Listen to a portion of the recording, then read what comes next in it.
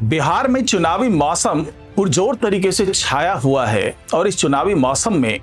कई तरह की बिजलियां कड़क रही है, कई तरह से आरोप प्रत्यारोप का दौर चल रहा है। और जब बात चिराग पासवान की आती है तो चिराग पासवान अपने ही गठबंधन में घिरे तो नजर आते हैं, लेकिन कहते हैं ना कि जब गठबंधन धर्म का पालन करना होता है तो कई बार बहुत कड़वा घूंट पी करके भी बहुत अच्छी अच्छी बातें कहनी होती है। और कुल मिलाकर के अब चिराग पासवान एक नई मुसीबत में घिरते जा रहे हैं, एक नए धर्म संकट में फंसते हुए जा रहे हैं। लेकिन इस बीच में उनका संयम बहुत,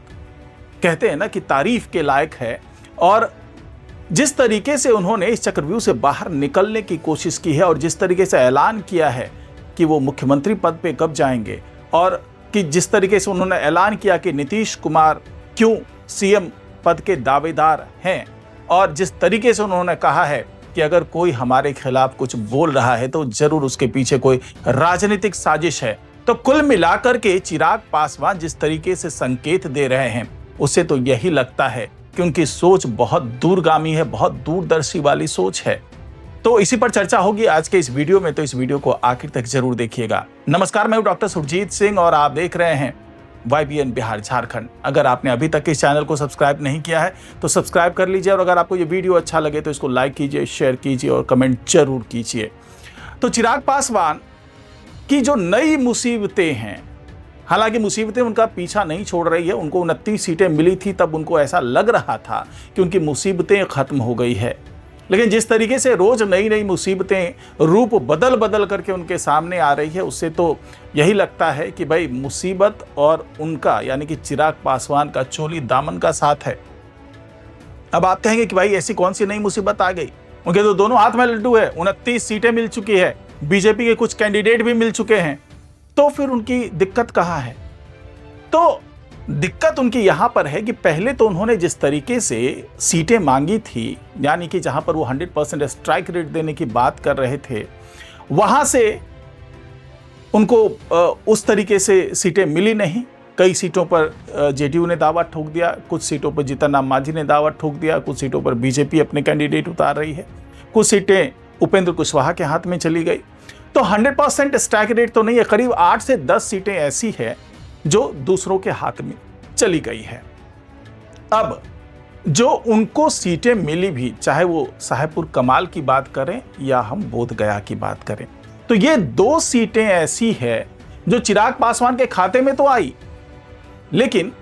वहां पर भी जेडीयू,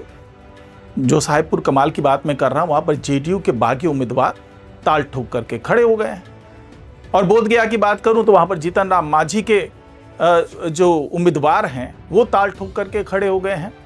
नाम दिया गया है बगावत का,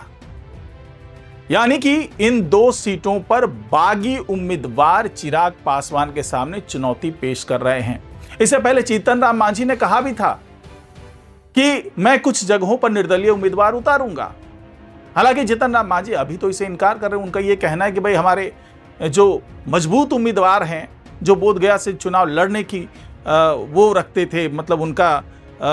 उनकी मांग थी, वो वहां से लड़ना चाह रहे थे, वो अब हमारी बात नहीं सुन रहे और वो बगावत करके निर्दलीय उम्मीदवार के तौर पर चुनाव लड़ रहे हैं। तो क्या जीतन राम मांझी उस सीट पर जाकर के चिराग पासवान की जो पार्टी है LJPR, उसके उम्मीदवार के लिए प्रचार करेंगे? क्योंकि चिराग पासवान ने अब ये सोच लिया है कि जिस पार्टी से जिसका बागी उम्मीदवार है उसके शीर्ष नेता को वहां पर बुलवा करके उनसे चुनाव प्रचार जरूर करवाएंगे, ताकि जो जनाधार है उसको चिराग पासवान के प्रत्याशी के फेवर में मोड़ा जाए। यानी कि साहेबपुर कमाल से ये तय किया जाएगा चिराग पासवान की ओर से कि वहां पर कम से कम नीतीश कुमार की एक सभा हो और वो चिराग पासवान के उम्मीदवार को पूरा सपोर्ट करते नजर आए और चिराग पासवान के उम्मीदवार को वोट देने की अपील करते नजर आए, ताकि जो बगावत के कारण जनाधार छिटका है और ये संदेश देने की कोशिश की जा रही है कि यहाँ पर जेडीयू का ही उम्मीदवार है, भले वो निर्दलीय के तौर पर है, तो उस संदेश को खत्म किया जा सके। इसी तरीके से बोधगया में भी जीतन राम मांझी को बुला करके प्रचार करवाया जाएगा और जीतन राम मांझी से के माध्यम से ये अपील करवाई जाएगी कि भाई जो उम्मीदवार चिराग पासवान का है वही हमारा भी उम्मीदवार है, वही एनडीए का उम्मीदवार है और हम का जो भी बागी प्रत्याशी है उसके फेवर में आप लोग वोट ना दें, यानी कि जनाधार को चिराग पासवान के उम्मीदवार की ओर मोड़ने की कोशिश की जाएगी। इस तरह की प्लानिंग की जा रही है, यानी कि चक्रव्यूह तो रचा गया, लेकिन उस चक्रव्यूह से बाहर निकलने की कला भी चिराग पासवान को आती है। और शायद यही वजह है कि इस तरीके से रणनीति तैयार की जा रही है। और उसके पीछे जिस तरीके से चिराग पासवान खुल करके कह रहे हैं कि मैं शेर का बेटा हूं और मैं किसी से डरता नहीं, तो क्या डरने की बात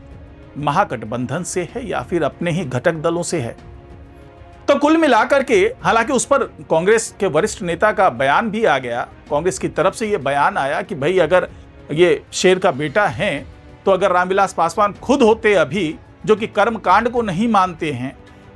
जब रामविलास पासवान राजनीतिक जिनको मौसम वैज्ञानिक भी कहा जाता है, तो उनके बारे में कांग्रेस की यही अवधारणा है कि वो तो खुद ही कर्मकांड को नहीं मानते थे।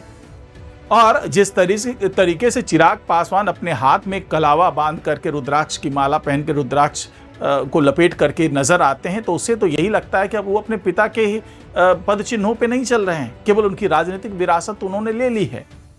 तो ये कह सकते हैं कि कांग्रेस की खिसियाहट भी है। हालांकि चिराग पासवान ने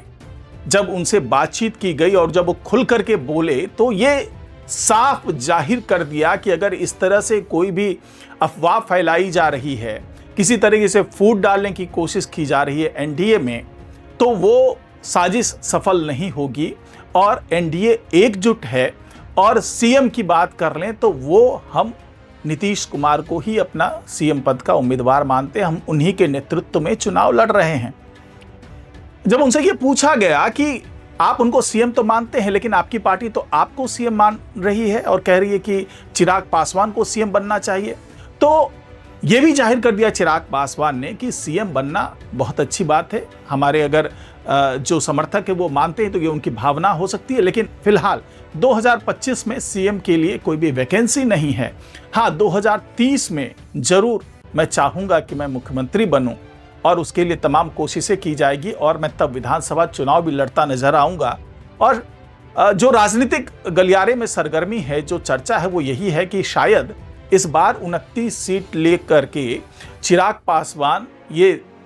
साबित करना चाहते हैं कि वो सबसे बड़े खिलाड़ी हैं, अगर छोटे घटक दलों की बात कर लें तो। क्योंकि यहाँ पर निर्णायक भूमिका में तो जेडीयू और बीजेपी ही है एनडीए में, लेकिन तीसरे बड़े दल की बात करें तो चिराग पासवान इस बार 29 सीटों में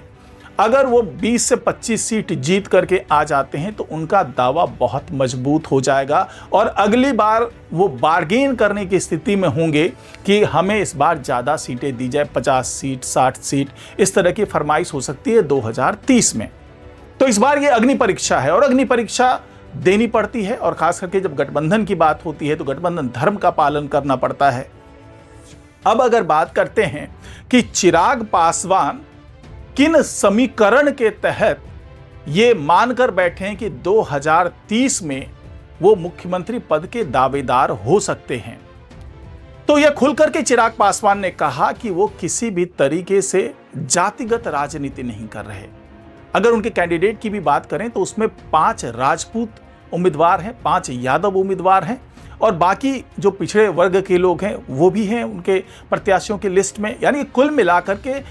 सारे समाज के जो वर्ग के लोग होते हैं उनको उन्होंने प्रतिनिधित्व देने की इस बार कोशिश की है और ये साबित करने की कोशिश की है कि वो बिहार फर्स्ट, बिहारी फर्स्ट की जो अवधारणा लेकर के चल रहे हैं वही आगे लेकर के वो बढ़ेंगे। जातिगत राजनीति से ऊपर उठ करके बात करेंगे, जातीय समीकरण से आगे बढ़कर के विकास की राजनीति करेंगे। तो इस तरह का संदेश देने की कोशिश की है चिराग पासवान ने। और साथ ही जिस तरीके से वो जनसभाएं कर रहे हैं और एक बार जैसे तेजस्वी यादव ने नीतीश कुमार के मानसिक और उनके स्वास्थ्य के ऊपर सवाल उठाया था तो उसका भी जवाब दिया चिराग पासवान ने। जवाब दिया, बहुत ही मुखर होकर के जवाब दिया तेजस्वी यादव को